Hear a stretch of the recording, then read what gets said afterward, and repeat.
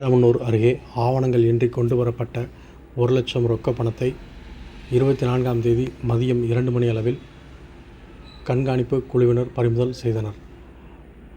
தமிழகத்தில் ஏப்ரல் மாதம் 23ஆம் தேதி சட்டமன்ற தேர்தல் நடைபெற உள்ள நிலையில் மாநிலம் முழுவதும் தேர்தல் ஆணையம் கட்டுப்பாட்டில் கொண்டு வரப்பட்டுள்ளது.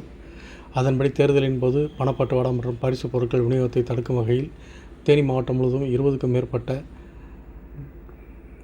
நிலையான கண்காணிப்பு குழு உருவாக்கப்பட்டுள்ளது. இந்த குழுவிற்கு தேனி மாவட்டம் முழுவதும் முக்கிய இடங்களில் வாகன தணிக்கையை செய்து வருகின்றனர்.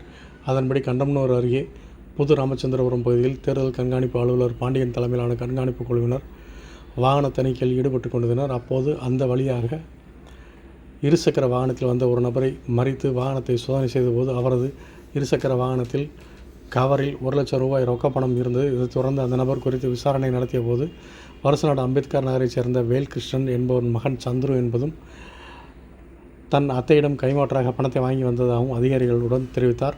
ஆனால் அந்த பணத்திற்கான ஆவணங்கள் எதுவும் இல்லாததால் ரொக்க பணத்தை பறிமுதல் செய்த அதிகாரிகள் ஆண்டிப்பட்டி கருவூலத்தில் ஒப்படைத்தனர்.